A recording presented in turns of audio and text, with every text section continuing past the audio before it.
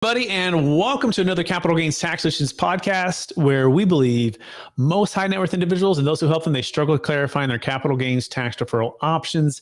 Not having a clear plan is the enemy, and using a proven tax deferral strategy such as the deferred sales trust is an amazing way for you to exit highly appreciated businesses, cryptocurrency, real estate, so you can defer millions of dollars of capital gains tax, eliminate the estate tax, and help create and preserve more wealth for yourself, your friends, family, or clients.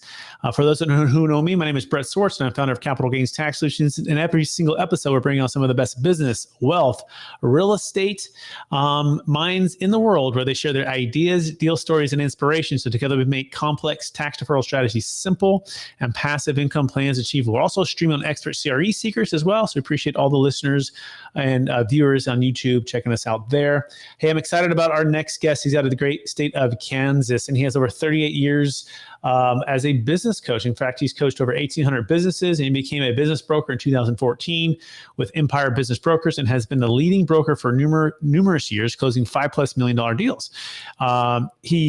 He founded, along with one of his business partners, Nick, the Empowered Business Brokers. He also founded the premier advisor group of companies with a purpose and passion to be a catalyst for the success of business owners.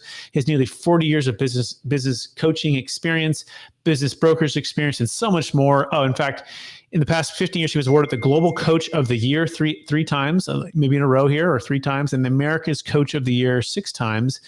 And in 2013, he was inducted into the Action Coach Business Coaching Hall of Fame. I know that's a lot, folks, because this guest is amazing. Please welcome to me, Earl Kemper. Earl, how are you doing? Doing great, Brett. Thanks so much for having me. I was really excited to join you today. You've got a fine organization. Thank you so much. I'm excited to interview you and get to know you more too. Earl, we got a chance to meet at the EXP conference. Amazing opportunity to connect and network, and now we get to hang out on this podcast and give a chance for people to meet you and everything you're doing for business owners who are exiting and so much more. By the way, we're talking about maximizing business values and wealth. In particular, we're going to be diving into exiting and how to do all of those things. And Earl's going to, in a sense, coach us and help us here, okay? And so that being said, Earl, before we go there, though, could you tell us a little bit more about your story and your current focus? Yeah, so for years previously, I had been a financial advisor, been in the insurance industry, and was fortunate enough to have the opportunity to be coached when I was in that world. I liked what was happening so well, I decided to become a coach myself. I feel like my business coach inspired me and empowered me towards success. I had about 22 guys working for me, and I was a bit of a workaholic, and we grew our organization to over 700 people. And that was as a result of being coached. So I said, one of the best things I could do to make a difference in the world was to become a business coach myself. And so I did almost 40 years ago.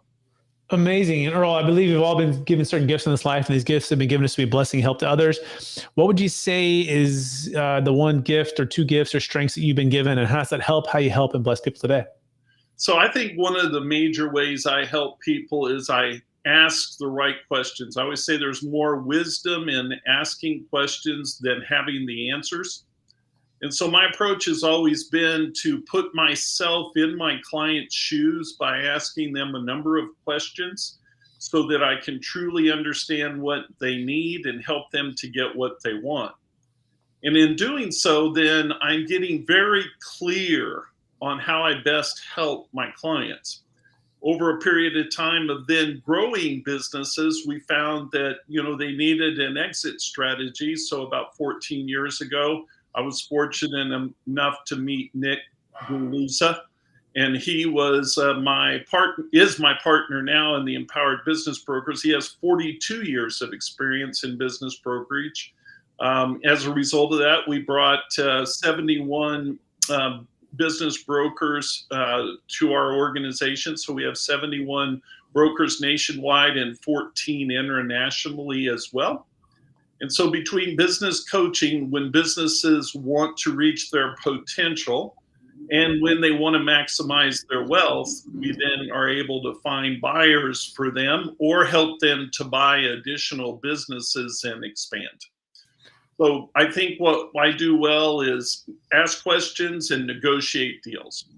Fantastic. And that leads right into the topic at hand, which is maximizing business values and wealth. And if you want to learn more about Earl Kemper right now, you can go to empoweredbusinessbrokers.com. That's empoweredbusinessbrokers.com. So, Earl, what's the number one secret to maximizing business values and maximizing your wealth? Yeah, I would say the number one thing is you have to continually to learn to earn. So we get people on a very focused learning process. Your learning impacts your beliefs. Your beliefs impact the questions you ask. So when I was working with a business that was doing $5 million in 2008, one of the things I asked them is, how fast would you like to grow? And they said, well, if I could grow 10 to 20%, I would be pretty happy with that. I said, if you could double your business in 3 years or less, would you want to go after it? So I had to get them to change their beliefs about what was possible. By the way, in about 40 months, they grew from 5 million to 50 million of revenue because they changed their beliefs. We taught them how to learn. When you learn how to be a person that is focused on self-improvement, self-development, it works on your beliefs. Your beliefs impact your questions impact the decisions you make, and the decisions you make impact the actions you take and accomplish the results you want. So I think that one of the key issues is getting people to learn to get past their limited beliefs in what they can accomplish. There is so much more potential in them many times than they realize. And so the second part of it is you must hold people accountable to whatever they commit to. So if they're committed to making the changes necessary to grow, we help them get committed to those changes. And then the second thing they have to be able to do is be willing to be held accountable to those commitments to change. Nothing will get better without change. And so we really focus on the accountability towards those changes, Brett. Okay, absolutely amazing. I'm going to try to break down this as succinctly as I can. So, number one secret to maximizing business values and wealth is continuing to learn. And if you learn, you can earn. By learning, your learning impacts beliefs. Beliefs impact the questions that you ask. And as well as you're learning and you're growing as a leader, you're developing, that's also going to help you to ask better questions and focus. And then these questions impact the decisions you actually make. The quality of the questions will impact the quality of the decisions you make. And then those decisions will impact the outcome. Is that a fair summary so far before we go into accountability? Yeah. And then the key is, of course, you have to be committed to the actions that you've decided. People get caught up in procrastination. People get caught up in doubt. One of the things I talk to people about is, in any given situation, you can move towards either gratitude or lack of gratitude. If you head towards lack of gratitude, it'll lead to doubt, it'll lead to fear, it'll lead to pessimism, and people either want to quit or procrastinate for long periods of time. On the other hand, if you begin everything that happens in your life as you see it with a state of gratitude, gratitude brings about belief, belief brings faith, faith brings optimism, and optimism will bring perseverance. The key component is believing in that which you cannot see negatively is fear. Believing in that which you cannot see positively is faith. And gratitude brings about faith. Lack of gratitude brings about fear. We're talking with Earl Kemper. Hopefully you're going to rewind that and listen to that a couple times and watch it a couple times. You can learn more about Earl Kemper by going to empoweredbusinessbrokers.com. If you're wondering how Kemper is spelled, it's Kemper. Okay, so we've got to break that down now. So, yeah, I also have a thought too, Earl, on this. So, I think when we act, when we take positive directions towards wise decisions with faith, that builds our confidence, that builds our belief in ourselves, and it also helps us to make that impact, right? We enlarge as leaders, right? But the opposite, like you just said, like if we don't take that action, right, we either or take decisions that are not wise, right? We lose confidence, right? We're in doubt, we're in fear, we are anxious, we're just stuck in that, let's just say procrastination mode, right? And so that's in direct correlation to the wise decisions with faith that are positive decisions, like you said, versus the negative. But I like the way you broke it down with gratitude, because I think that's so key, right? Like what's behind all of that? Well, it's the gratitude. It's the state in which we're in with our emotions, with our minds, with our hearts. And if we're in a state of gratitude, guess what? We're more likely to go out into the belief, faith, optimism, perseverance versus a state of not being grateful, right? Of doubt, fear, and procrastination. Is that a fair summary? Or anything else to add on that, Earl? Yeah, no, I think that's right. And what I mean by that is, just to keep it real simple, we have the ability to choose how we respond to anything. So whatever happens in our lives, a death in the family, a tremendous catastrophe of any kind, you can still move your heart and your mind to gratitude. But the moment you move to lack of gratitude through a negative circumstance or event, it will head you into a very dark place, which is why you end up in doubt and fear and pessimism, and ultimately quitting or procrastinating.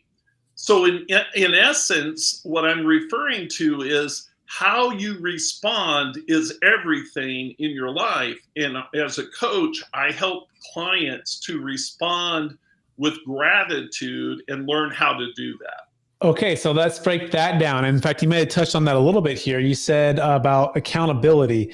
You must hold people accountable, right? And then the number 3 is they must be willing to be accountable. But you said something very, very key: committed or accountable to the actions that they decided, right? That's so right. it's not say I'm gonna hold you accountable to what I want for you. You've listened really well. You've asked great questions. You've already grown as a leader, and you've expanded and you're grateful for all of those things. You're in the right state, if you will, right? And now you're uncovering their needs, their challenges, and you're truly understanding what's behind all of that, so that you can start to perhaps ask them other questions that they're going to discover that the actions they should be taking. And then at that point, maybe you're going to ask the question, are you willing to be committed to taking these actions? Is that a fair summary so far, Earl? That's right. Yep, that's 100% right. Take us from there. And then what happens? So once you have people willing to be held accountable, then you have to help them to get clarity. So the key to success in business is to have clarity, because clarity brings about power, and power brings about focus.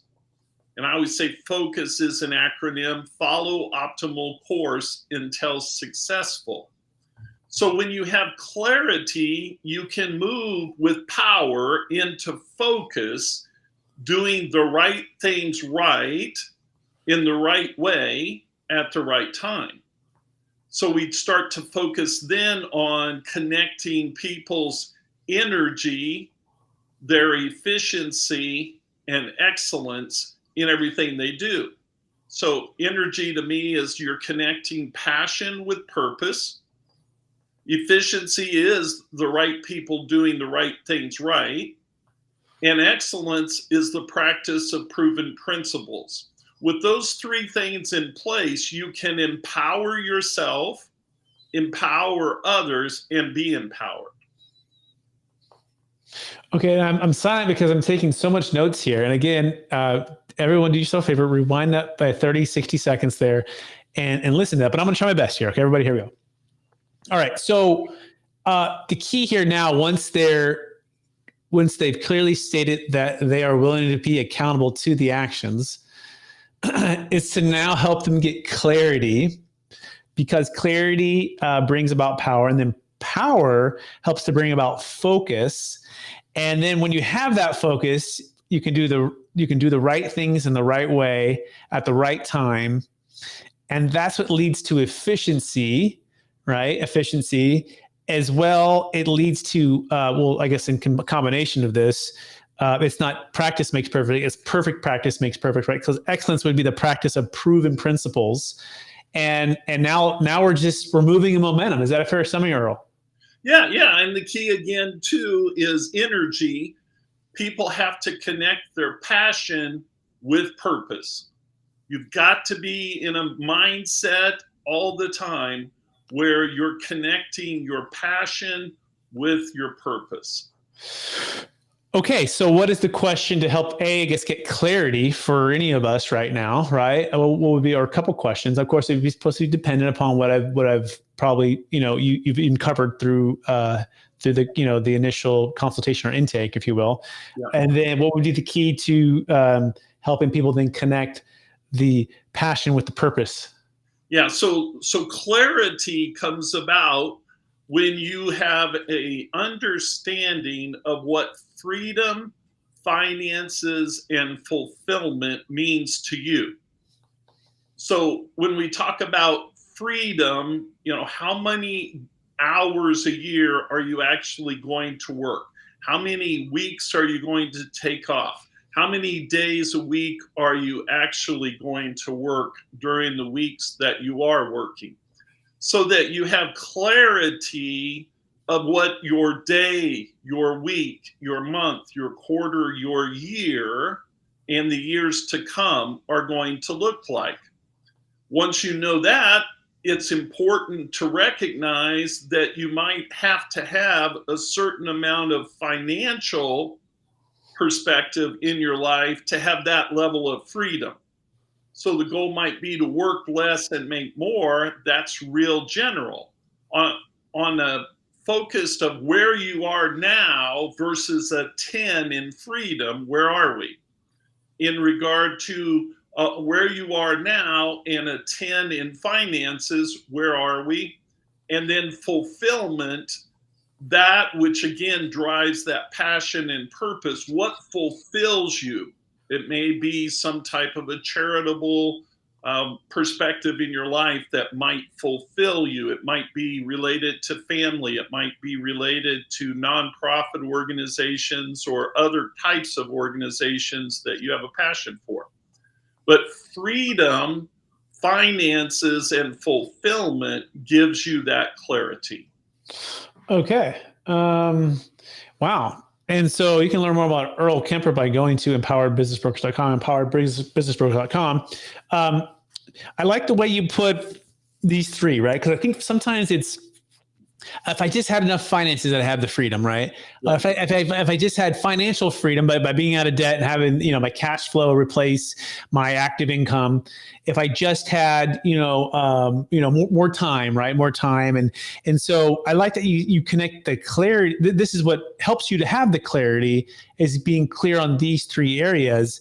And I think that freedom is really, I think I'm hearing it, it's freedom of time, or not even just freedom of time, but clarity on what you're choosing to spend your time on. It's almost like just budgeting your time. Okay, for this whole year, this is my ideal. I'm out of work, I'm out of travel, I'm out of leisure, and it's scheduled, right? I mean, I'm having to practice this, and I love it because I feel like it gives me freedom, right? I'm scheduling my time. In fact, I'm giving it to my wife, and I'm going, here, you have the keys to my schedule. Go ahead and just plan it all out and block out the calendar, right? But even at the same time, I'm still practicing, like, okay, then you travel and then the work piles up, and then, blocking. So all that is something I'm still learning and working through. But the point is, you're clarifying that, and then you're clarifying the finances part, right? Which could give you more of this front one. And then you're connecting with the fulfillment. Anything else to add there? Did I do a pretty good job, Earl? Yeah, I think, again, we begin with the end in mind. If we know where we're supposed to be in our state of freedom, in our state of finances, and in our state of fulfillment, now we have to be focused on visualization and verbalization as if it's already happened. So essentially, we're going to be focused on the idea that we have that level of freedom in the present tense. I am working 1,000 hours a year. I am taking 8 weeks off. I am traveling to these 4 locations in this 8 weeks. I am generating $1 million a year net income, and I am building a net worth of $20 million.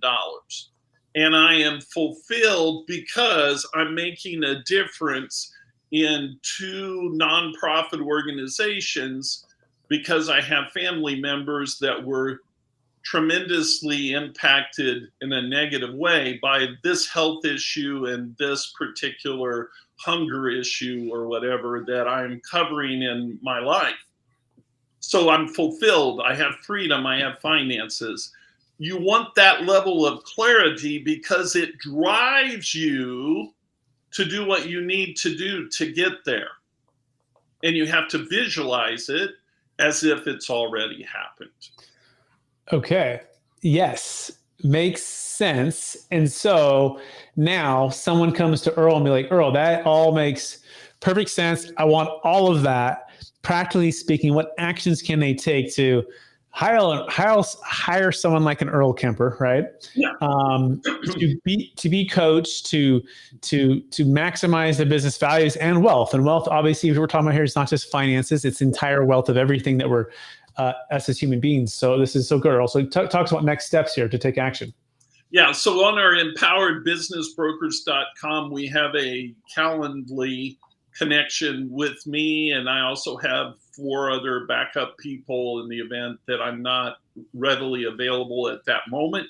So we will respond very quickly to any kind of a situation. We schedule typically 30 minutes because we believe, this is our mantra, we believe you can turn any challenge into an opportunity. And so we spend 30 minutes identifying the challenge that will then turn into an opportunity. We then schedule a 2-hour, typically complimentary coaching session to help people to understand what we may be able to do to help them. And we have coaching programs anywhere from $18,000 a year to $180,000 a year, depending upon the need of the client, the size of the business, and the work that's needing to be done. Absolutely. Earl Kemper, empoweredbusinessbrokers.com, empoweredbusinessbrokers.com. If you are a business owner, if you are a leader, if you're looking to maximize your business value and your wealth, it starts with leadership and coaching. Start there. Go with Earl. Amazing, Earl. Earl, anything I didn't ask you that I maybe should have asked you? You want to add before we shift into some exit planning and some business, talking some capital gains tax and some exit planning stuff? Yeah, I mean, in general, we provide business coaching, business valuation, franchise development, virtual CFO. We have interactive business planning.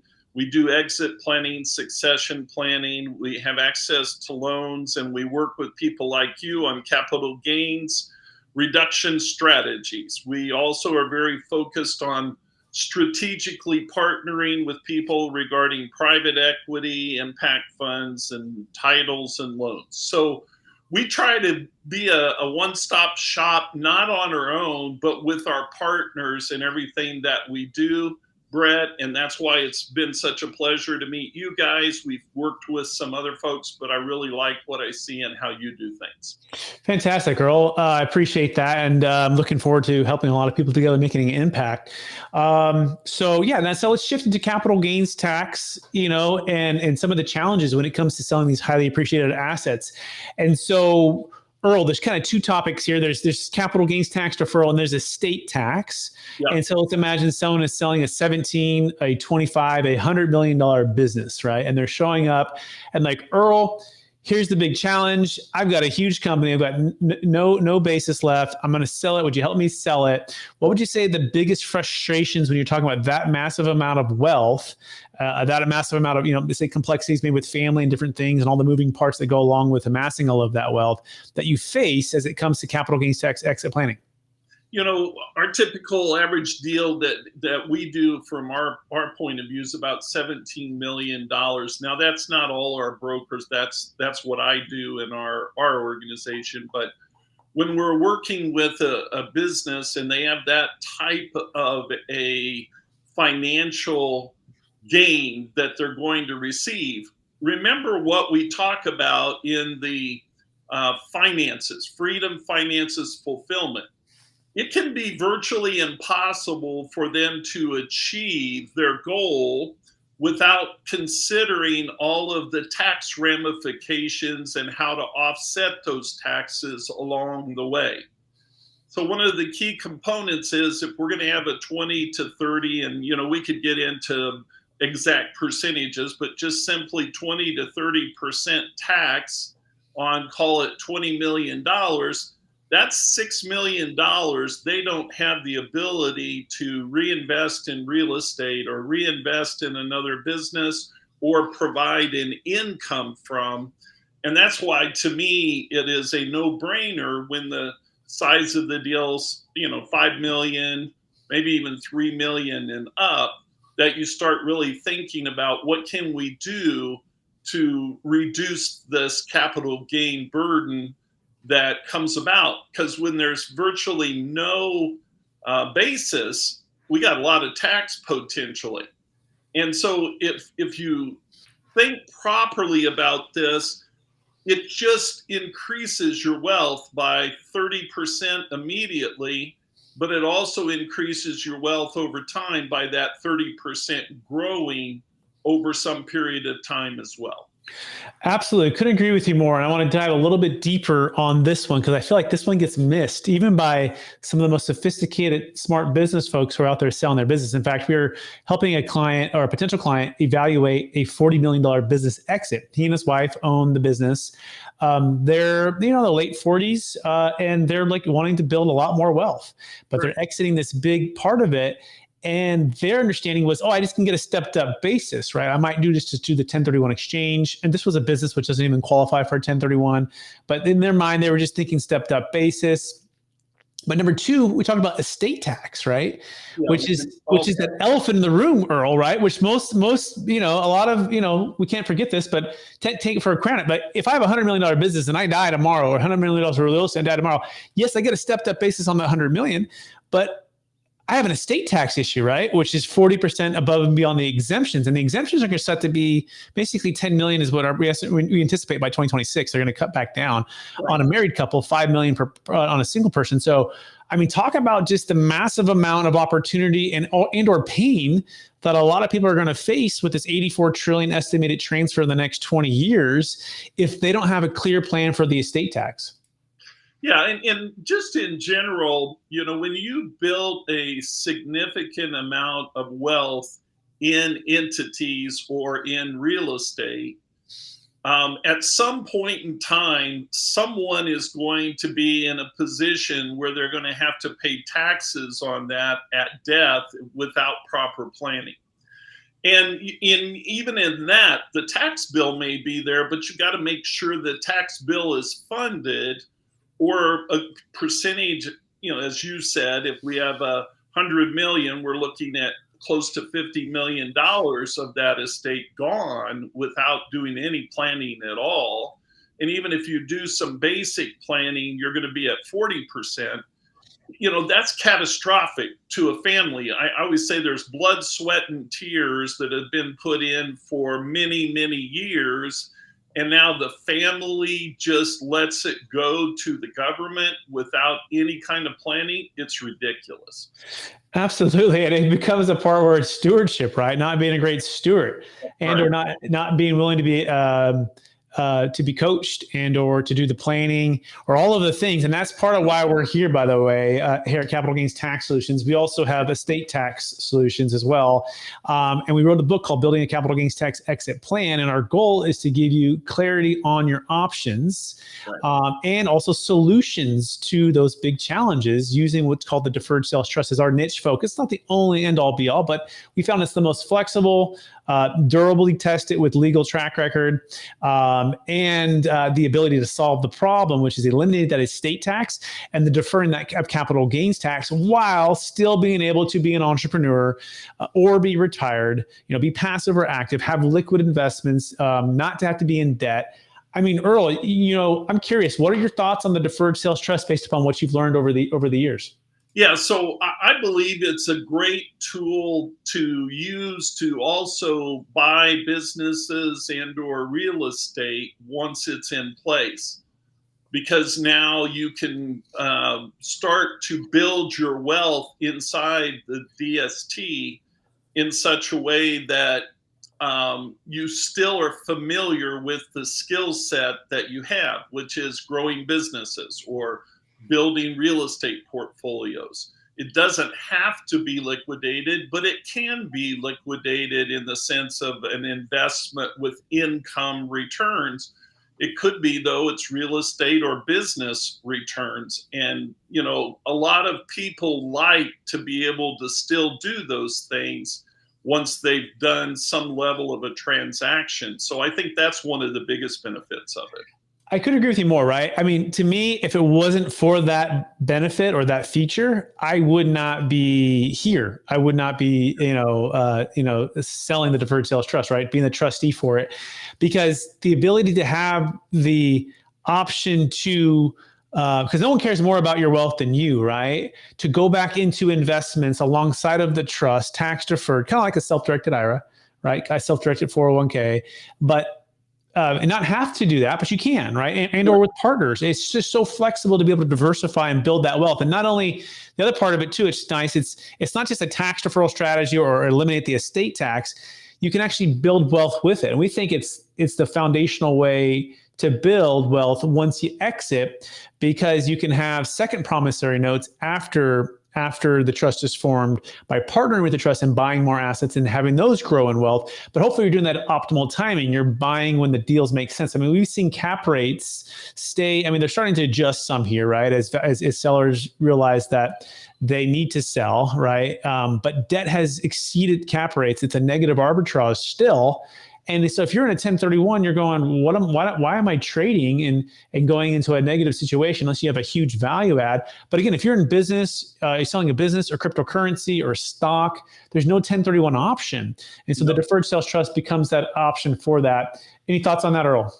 Well, I think the other thing that I think about just related to that is timing. You want to be in a position to where you don't have to do things immediately. 1031 exchange gives you a certain time frame, and if you don't do what you need to do in the time frame, you're kind of screwed. Whereas you do this and you get it in place, and you've got a lifetime ahead of you of being able to do certain kinds of business or real estate transactions. Also feel like, where it's appropriate and needed to deal with some of the major estate planning, you can do some insurance, irrevocable life insurance planning and things with it.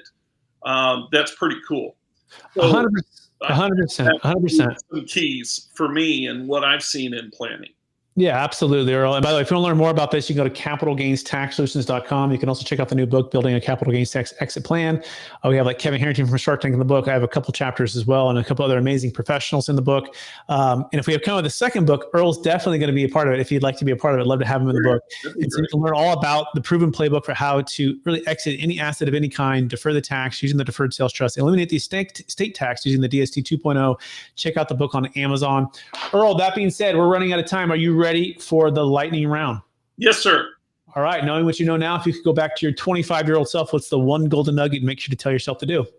What I tell myself to do is to get into business faster. Excellent. Question number 2, what's the number one book you've recommended or gifted the most in the past year? Think and Grow Rich. I've read it 38 times. 38 times. Amazing. And by the way, I just got it again. And I have a copy that I'm starting to read again. So that's fantastic. Question number 3, what are you most curious about right now?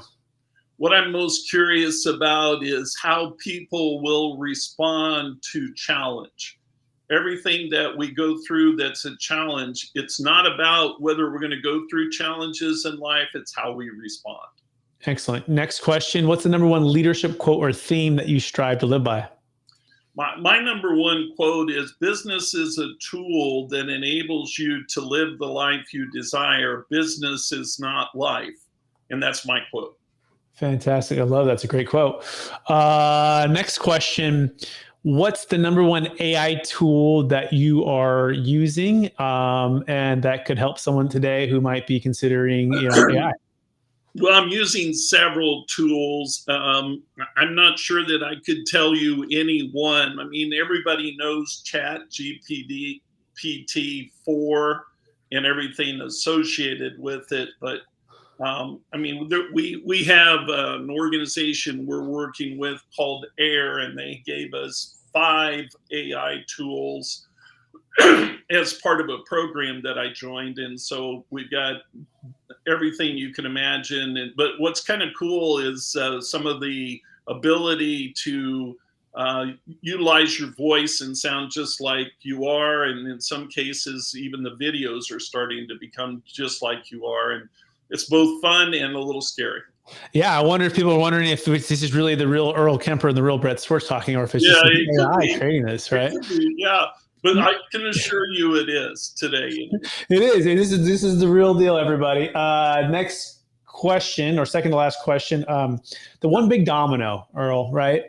What's the one big domino if you could accomplish by the end of the year would make the biggest impact for your organization, your clients moving forward? I think the biggest impact we're trying to make is real estate agents are having a challenge at EXP in generating the revenue they have in the past. So we provided to them a 20% referral on all of our services for the life of a client. So if we can get, several of those couple of hundred people take advantage of that service, then they'll be able to bridge the gap with the income from coaching services, valuation, business planning, exit planning, etc., in such a way that, maybe they'll be able to help themselves financially. People are not accomplishing the same amount of transactions or dollar value transactions as previous year. So we really want to help them to have a fantastic year, and we're working on that right now. Fantastic. And last question is this, Earl. After all the people you've helped, building the wealth, building the businesses, building the lives, right? Being able to coach and pour into people to get those freedoms. What would you say is the single best practice habit that you've implemented in your life to stay centered in your personal values and stay encouraged to charge forward to reach even higher heights? Yeah, so I spend 20 minutes every morning brain dumping and brainstorming. And it enables me to think through things that I need to get out of my head so I can stay very focused on the work at hand every day. The other thing it does is it enables me to create a lot of acronyms. I jokingly say, I'm probably semi-joking, I have about 497 acronyms I use of my own and others. And so I really believe that it gives me the opportunity to learn, to grow, and to help others to learn and grow. Absolutely. And I imagine you got a lot of that from the Think and Grow Rich book and those practices. Is that a fair summary, Earl? Fair summary, yep. Excellent. Well, Earl, it's been more than a pleasure to have you on the podcast. I want to thank you for sharing your wisdom with us. I am so happy that we were able to meet in person. I'm so happy you're part of the EXP family. For those that know, I'm also a commercial real estate broker. I'm with EXP Commercial. Absolutely love EXP and everything they're doing. So huge proponent of the entrepreneurial spirit, bringing people together. And Earl is a great example of this, that we met together at the EXP conference in Las Vegas and had a chance to connect. And now we're here. And hopefully you're getting all of this wisdom here, partly due to thanking EXP for connecting us. So thank you, EXP. I'm going to encourage you, Earl, to keep using the gifts of asking the right questions, putting yourself in the client's shoes, and uncovering what each person really needs or wants, and then being able to help them, guide them to the next step of freedom. Thank you so much for your wisdom. For our listeners who want to connect with you one last time, what's the best place for them to find you? The empoweredbusinessbrokers.com. And, if you've got something you really want to do something together and get on it, I would say text me at 785-414-0237. Amazing. Thank you, Earl. Thank you. And I also want to thank all of our listeners for listening to another episode of the Capital Gains Tax Solutions podcast, also streaming on Expert CRE Secrets as well on YouTube and the podcast there, Apple, Spotify, all the places that you're checking us out right now. And I want to encourage you to take action, right? You've got a lot of inspiration now. You've got a lot of opportunity. What's that next big step that you can take, whether it be coaching, business valuation, clarifying your freedom, your finances, your fulfillment, clarifying your capital gains tax exit plan, your estate tax exit plan. There's a lot that we covered today.